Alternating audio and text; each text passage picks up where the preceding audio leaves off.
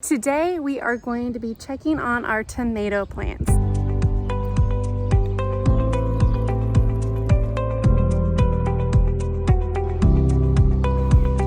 So here is where I have my tomatoes growing.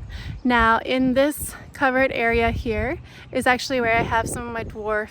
It's covered because I have some bean plants I started that I didn't want the rabbits to get. But I'll show you the dwarf tomatoes in just a minute. But before we do that, here is my row of indeterminate tomatoes. And I'll give you more of a close-up on how they're doing. This right here is our Sun Gold. It is probably one of the tallest tomatoes. And it's a cherry, so naturally it is the first to produce. What is today? May 30th?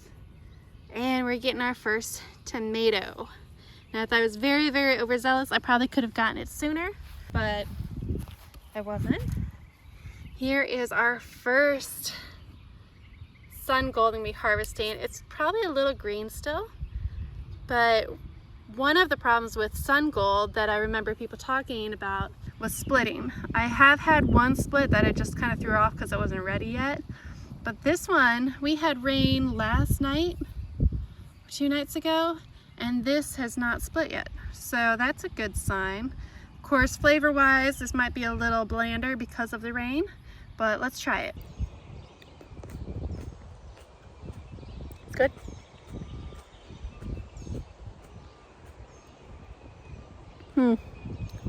Okay, I'm gonna have to wait for those to ripen up completely because that was kind of bland because of the rain probably. It has a good pop. I mean, it's a cherry tomato, it's still good, but it didn't have much sweetness, and these are supposed to be notorious for extreme sweetness. So I'm gonna give that one a little bit more time to ripen and try it again and give it its full opportunity to wow me.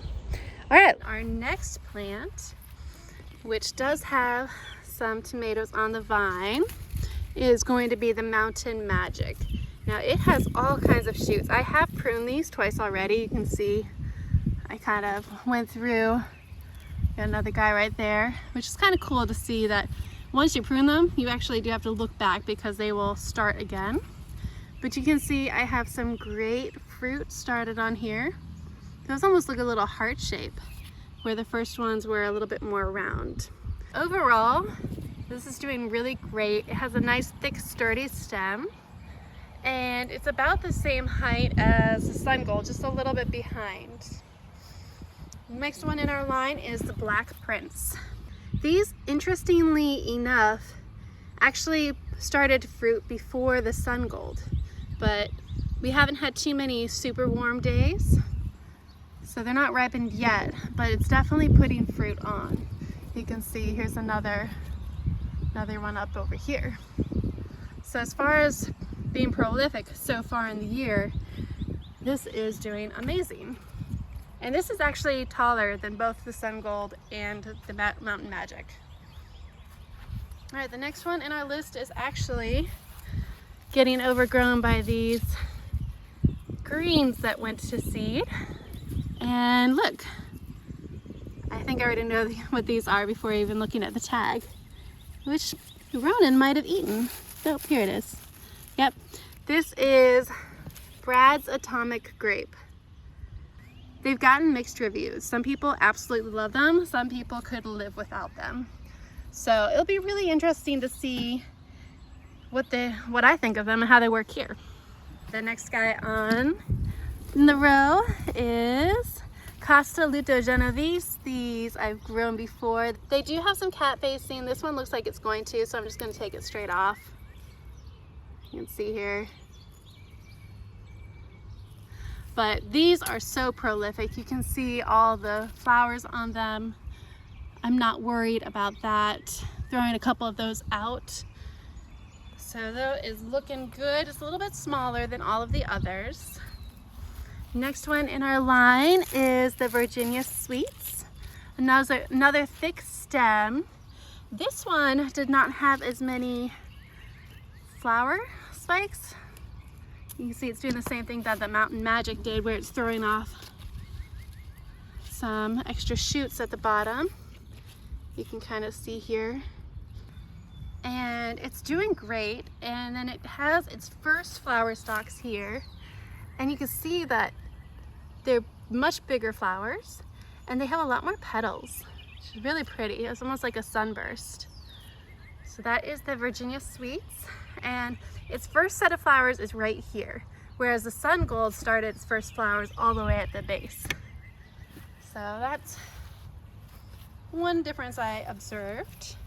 Next one here is the Ananas Noir. Now this one did have fruit production lower on, and it's got a couple on here. Another sturdy stem variety, which I think these bigger ones are just going to be like that. And then back here, what is this guy? I seem to have lost the label for this one, so I'll have to look back to see what it is. But at first glance, it is looking like it's some kind of oblong fruit. So this may actually be a paste tomato, or this may be the Sans Marzano. In which case, I don't think I want to prune that one, so I need to look and make sure I do that one correctly.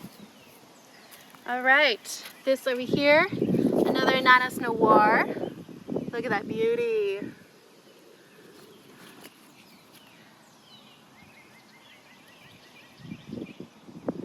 It's just a beautiful tomato. Beautiful plant already. This one is the white tomisal. This is the white tomato, if you couldn't tell by the name. And let's see, is there any fruit on him yet? Not yet, but we do have some flowers up at the top here. Very fuzzy. It's the fuzziest one I've seen so far.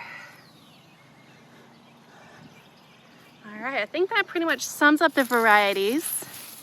This one is unnamed, but I believe it's another Virginia Sweets. You can see that starburst flower. Then this one is another Castelluto Genovese, which I made a mistake when pruning, and he almost died here, but he's still hanging on. So what I might do is actually build this up and bury it so that it can actually create more roots, or possibly even cover it in here. But you can see we have a few tomatoes starting. This one cat-faced. I'm going to get rid of him. This one is going to be okay. And I'll come through in another couple of days and prune these so that the leaves aren't touching the ground. This one here, Cherokee Purple. So this is the only Cherokee Purple I'm growing. And he is happy and loving life. We do have, well, it looks like he got dry. Had a couple of flowers dry off. But I do have one that's set. And then some more over here starting. So that's our Cherokee Purple. And then Black Prince, another one where I made an error with my pruning. Instead of using shears when it was already pretty big, I just ripped it off. But you can see it healed over pretty well, and the plant itself is still doing pretty good. Looks like all the other ones, like it didn't skip a beat. Be interesting to see if later on in the season, if those two that had an issue with pruning kind of fizzle out before the other ones. It's another reason I'm doing more than one of each variety for most of them, so that I don't judge off of one plant. This is the Mountain Magic. They look beautiful. And then, of course, Sun Gold. This one's not ripe yet, so I'm not picking it. And those are our Indeterminate tomatoes so far. They look beautiful. I'm loving them.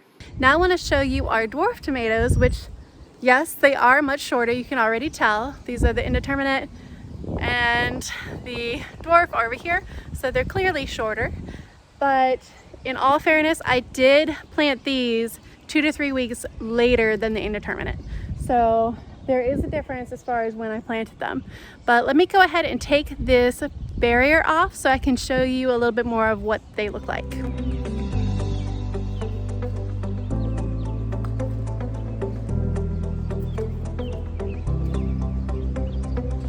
So the first one here, we've got Daifuku, and it is looking pretty good. It's about 1.5 feet tall, maybe just shy under 1.5 feet. I have not done any pruning on this yet, and it has several offshoots, which is shown as pretty healthy. And at the top here is this first little flower bundle, which is pretty cool. It's pretty nice to see that I'm getting flowers on these, even though they were planted a few weeks later than the Indeterminate. All right, over here, which is probably the second to third smallest, this is Margaret Curtin.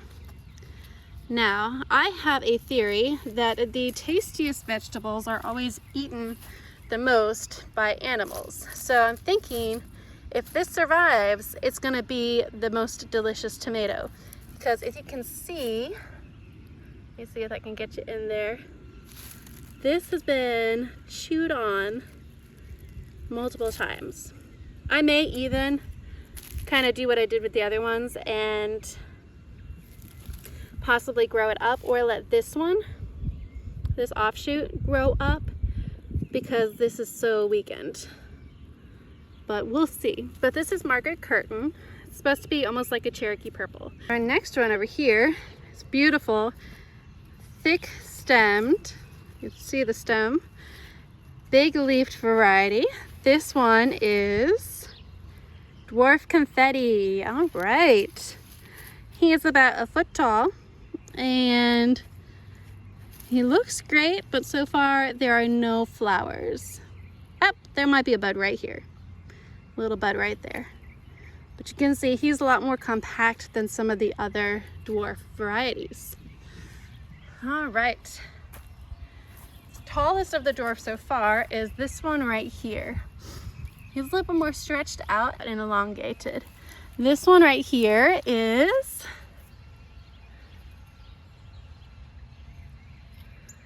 oh my goodness. All right.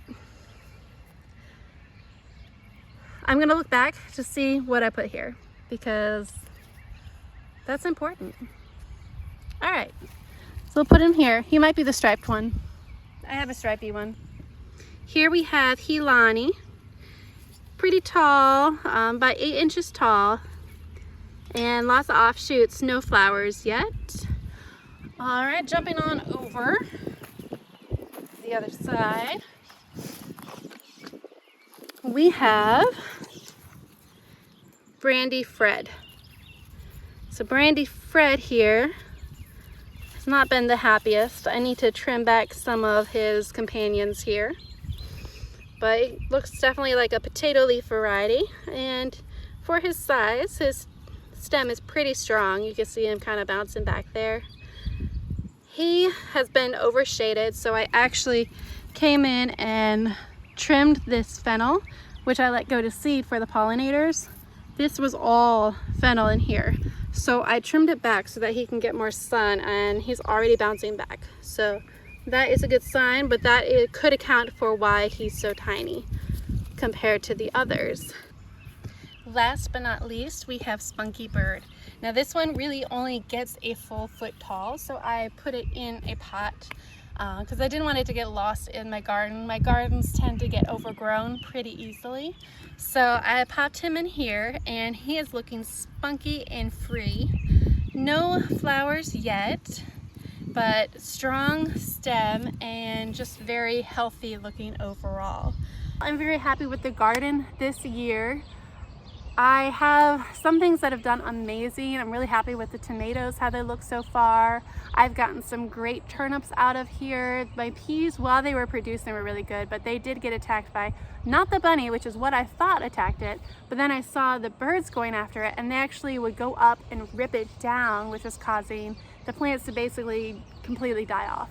So I will have to come up with a plan for next year or the fall season, because I might do a fall sowing of peas. And come up with something for that. But for now, the peas are pretty much done. Anything that does produce, I'm just going to let go to seed. Other things that are doing well, my onions. I have some onions that are actually starting to bulb up a little bit, and some of them also need to be weeded. So I want to do some weeding today and top dress with some compost just to give them another boost before they go into their bulbing stage. I have some melons and cucumbers to replant out. Now, one thing with gardening is you can't be too hard on yourself. Nothing in life goes according to plan. So it's always good to have a general plan and then a backup plan. I'm very fortunate and thankful to live in an area where I have a long growing season. So even though my cucumbers, which I started from seed early in the year and nursed for the longest time, even though they didn't make it because they got attacked by pests, whether it was the bunny, the voles, or something else, none of them made it. I planted about like 6 or 7 of them. And it's easy to kind of get disheartened, but with gardening, you just gotta go with the flow, because we're not the only ones out here, and there's a lot of wildlife that love our food as much as we do, sometimes even more. And sometimes I think about how we've taken so much from the animals and they're just living their life. We get to go watch TV if we want to, we can go to the grocery store if we don't have enough food, but these animals are just surviving the best they can. So I try to have some grace for them, except for the bunnies and the voles. But the birds, I love the birds, so I will have grace for the birds. And even some of the insects as well. One of the beautiful things about being out in nature in general is just being able to relax and to get some good manual work done, whether it's really hard manual work or just light weeding. It's still something very soothing and good for the soul. So we might not get everything we want out of the garden. It might not go according to plan, but if we just count the blessings that we do have, like everything that's going right, everything that looks fantastic and looks great, and kind of save or create plans to kind of be like, oh, I really want cucumbers, let me start some more starts. If those don't work, maybe I'll grab some from the store, because it's nice planting from seed, but if I really want cucumbers, I can make sacrifices by going to a box store and just buying some that are already started. I'm not above that. But anyway, I digress.